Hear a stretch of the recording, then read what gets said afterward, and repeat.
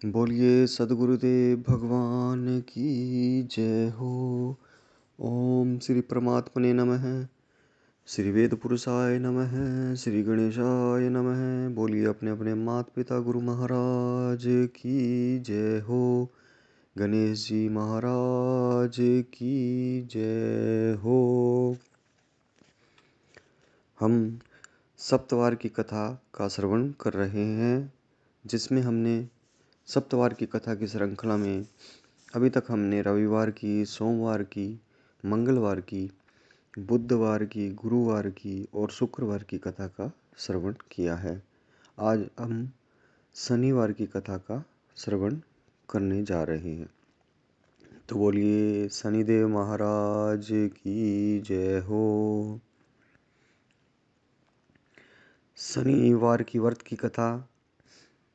इस दिन शनिदेव की पूजा होती है और पूजन सामग्री के अंदर जैसे काले तिल, काला वस्त्र, सरसों का तेल, उड़द शनिदेव को बहुत ही प्रिय है, इसलिए इनकी पूजा में इन सामग्रियों का उपयोग किया जाता है। और शनि स्तोत्र भी विशेष लाभदायक रहता है। शनिवार की व्रत कथा सुनकर पूजन आरती करके उसके बाद ही व्रत का आप व्रत खोल सकते हैं। कथा इस प्रकार से है कि एक समय सूर्यदेव, चंद्रमा, मंगल, बुध, गुरुदेव गुरु बृहस्पति, शुक्र देव, शनि, राहु और केतु, इन ग्रहों में आपस में झगड़ा हो गया कि हम सब में सबसे बड़ा कौन है। सब अपने नाम को बड़ा कहते थे। जब आपस में कोई निश्चय न हो सका तो सब के सब आपस में झगड़ते हुए देवराज इंद्र के पास गए और कहने लगे कि आप सब देवताओं के राजा हो, इसलिए आप हमारा न्याय करके बताओ कि हम नवग्रहों में सबसे बड़ा कौन है। राजा इंद्र इनका प्रश्न सुनकर घबरा गए और कहने लगे कि मुझ में यह सामर्थ्य नहीं है जो किसी को बड़ा या छोटा बतलाऊं। मैं अपने मुख से कुछ नहीं कह सकता। हाँ, एक उपाय हो सकता है।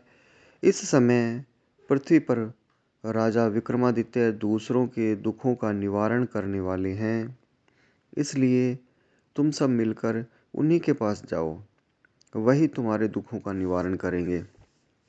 ऐसा वचन सुनकर सभी ग्रह देवता चलकर भूलोक में राजा विक्रमादित्य की सभा में आकर उपस्थित हुए और अपना प्रश्न राजा के सामने रखा। राजा उनकी बात सुनकर बड़ी चिंता में पड़ गए कि मैं अपने मुख से किसको बड़ा और किसको छोटा बतलाऊं। जिसको छोटा बतलाऊंगा वही क्रोध करेगा।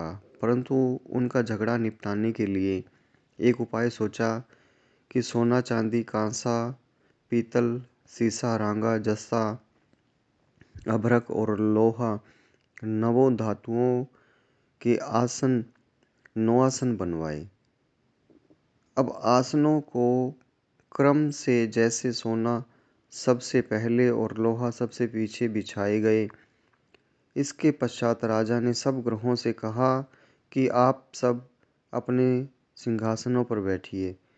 जिसका आसन सबसे आगे वह सबसे बड़ा और जिसका आसन सबसे पीछे वह सबसे छोटा जानिए। क्योंकि लोहा सबसे पीछे था और वह शनिदेव का आसन था, इसलिए शनिदेव ने समझ लिया कि राजा ने मुझको सबसे छोटा बना दिया है। इस पर शनिदेव को बड़ा क्रोध आया और कहा कि राजा, तू मेरे पराक्रम को नहीं जानता। सूर्य एक राशि पर एक महीना, चंद्रमा 2.25 महीना 2 दिन, मंगल 1.5 महीना, देवगुरु बृहस्पति 13 महीने, बुध और शुक्र 1 महीने, परंतु मैं एक राशि पर 2.5 अथवा 7.5 साल तक रहता हूँ। बड़े बड़े देवताओं को भी मैंने भीषण दुख दिया है। राजन सुनो, राम जी को 7.5 आई और वनवास हो गया, और रावण पर आई तो रावण ने लक्ष्मण को सेना लेकर लंका पर चढ़ाई। राम ने लक्ष्मण को लेकर सेना पर चढ़ाई कर दी, रावण के कुल का नाश कर दिया। हे राजा, अब तुम सावधान रहना। राजा कहने लगा, जो कुछ भाग्य में होगा देखा जाएगा। कुछ काल व्यतीत हो जाने पर जब राजा को 7.5 की दशा आई तो शनिदेव घोड़ों के सौदागर बनकर अनेक सुंदर घोड़ों के सहित राजा की राजधानी में आए।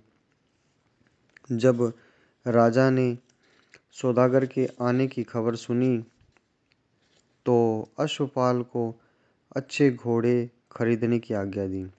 अश्वपाल ऐसी अच्छी नस्ल के घोड़े देखकर और उनका मूल्य सुनकर चकित हो गया और तुरंत ही राजा को खबर दी। राजा उन घोड़ों को देखकर एक अच्छा सा घोड़ा चुनकर सवारी के लिए चढ़ा। राजा के चढ़ते ही घोड़ा जोर से भागा। घोड़ा बहुत दूर तक बड़े जंगल में जाकर राजा को छोड़कर अंतर्ध्यान हो गया। इसके बाद राजा अकेला जंगल में भटकता फिरता रहा। बहुत देर के पश्चात राजा ने भूख और प्यास से दुखी होकर भटकते भटकते एक ग्वाले को देखा। ग्वाले ने राजा को प्यास से व्याकुल देखकर पानी पिलाया। राजा की उंगली में एक अंगूठी थी, वह उसे निकालकर प्रसन्नता के साथ ग्वाले को दे दी और शहर की ओर चल दिया। राजा शहर में पहुंचकर एक सेठ की दुकान पर जाकर बैठ गया और अपने आप को उज्जैन का रहने वाला तथा अपना नाम विका बतलाया। सेठ ने उसको कुलीन मनुष्य समझकर जल आदि पिलाया।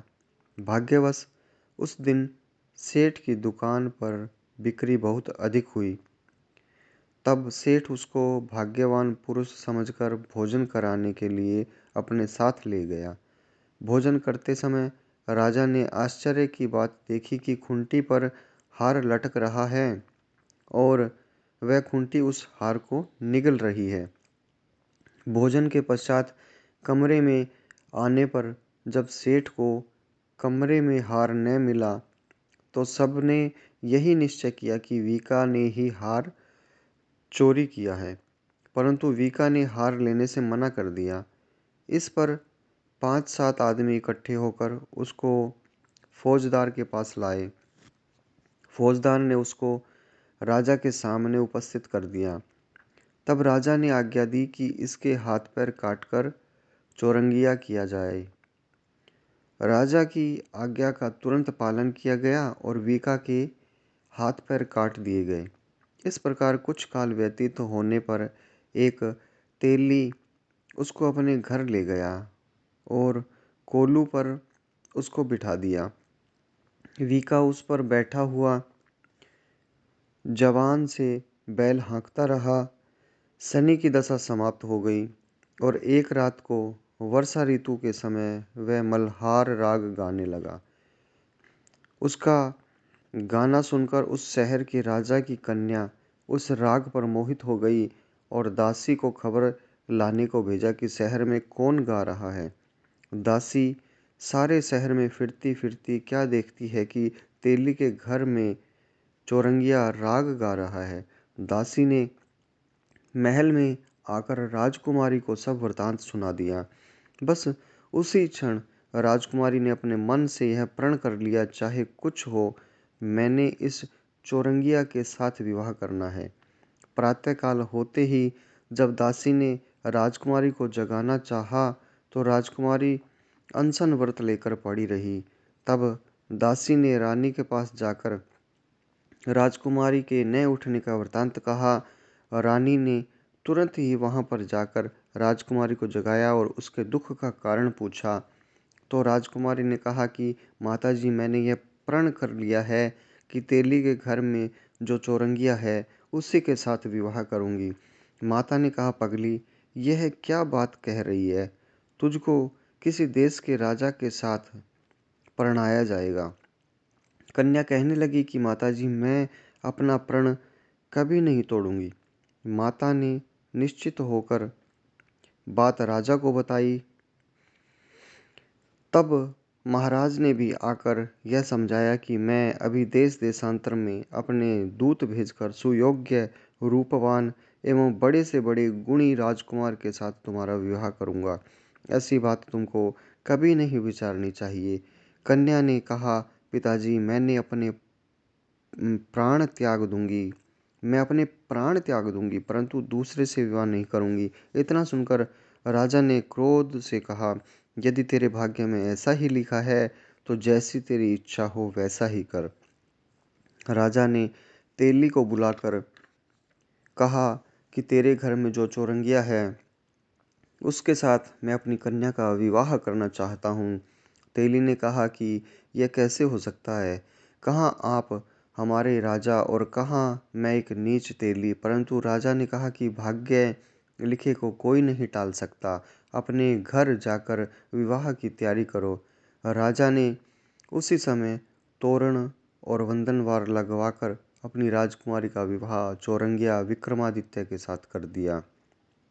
रात्रि को जब विक्रमादित्य और राजकुमारी महल में सोए तो आधी रात के समय शनिदेव ने विक्रमादित्य को स्वप्न दिया कि राजा, कहो, मुझको छोटा बतलाकर तुमने कितना दुख उठाया।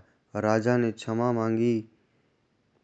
शनिदेव ने प्रसन्न होकर विक्रमादित्य को हाथ पैर दिए। तब राजा ने कहा, महाराज, मेरी प्रार्थना स्वीकार करें कि जैसा दुख आपने मुझे दिया है ऐसा और किसी को न दें। शनिदेव ने कहा कि तुम्हारी यह प्रार्थना स्वीकार है।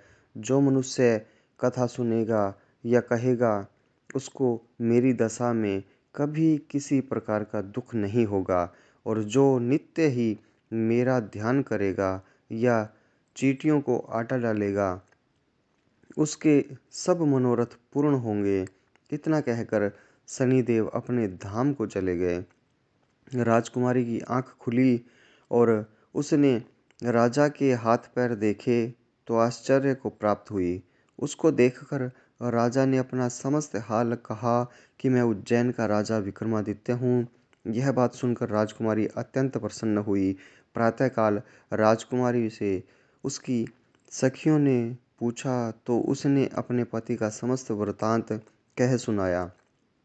तब सब ने प्रसन्नता प्रकट की और कहा कि ईश्वर ने आपकी मनोकामना पूर्ण कर दी। जब उस सेठ ने यह सुना तो वह विक्रमादित्य के पास आया और राजा विक्रमादित्य के पैरों पर गिरकर क्षमा मांगने लगा कि आप पर मैंने चोरी का झूठा दोष लगाया, अतः आप मुझको जो चाहे दंड दें। राजा ने कहा, मुझ पर शनिदेव का कोप था, इसी कारण यह सब दुख मुझको प्राप्त हुआ। इसमें तुम्हारा कोई दोष नहीं है। तुम अपने घर जाकर अपना कार्य करो। सेठ बोला कि मुझे तभी शांति होगी जब आप मेरे घर चलकर प्रीतिपूर्वक भोजन करेंगे। राजा ने कहा कि जैसी आपकी मर्जी हो वैसा ही करेंगे। सेठ ने अपने घर जाकर अनेक प्रकार से के सुंदर भोजन बनवाए और राजा विक्रमादित्य को प्रीति भोज दिया। जिस समय राजा भोजन कर रहे थे, एक अत्यंत आश्चर्य की बात सबको दिखाई दी। जो खूंटी पहले हार निगल गई थी वह अब हार उगल रही थी।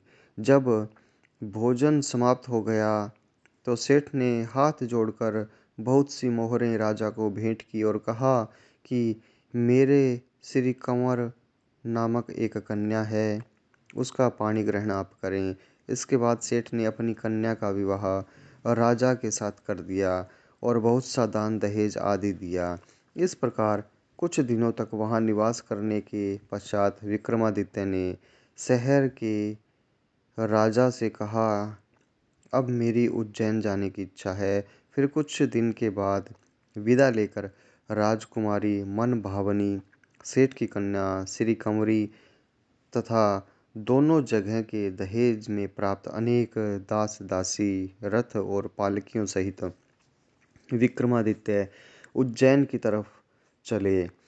जब शहर के निकट पहुँचे और पूर्ववासियों ने राजा के आने का संवाद सुना तो समस्त उज्जैन की प्रजा अगवानी के लिए आई। सारे शहर में बड़ा भारी महोत्सव मनाया गया और रात्रि को दीपमाला की गई। दूसरे दिन राजा ने शहर में यह सूचना करवाई कि शनिश्चर देवता सब ग्रहों में सर्वोपरि है। मैंने इनको छोटा बतलाया है, इसी से मुझको यह दुख प्राप्त हुआ। इस कारण सारे शहर में सदा शनिश्चर की पूजा और कथा होने लगी। राजा और प्रजा अनेक प्रकार से सुख भोगती रहे। जो कोई शनिश्चर की इस कथा को पढ़ता या सुनता है, शनिदेव की कृपा से सब दुख दूर हो जाते हैं। शनिवार की कथा को व्रत के दिन अवश्य पढ़ना और सुनना चाहिए। बोलिए शनिदेव महाराज की जय हो। अपने अपने इष्ट देव माता पिता गुरु महाराज की जय हो।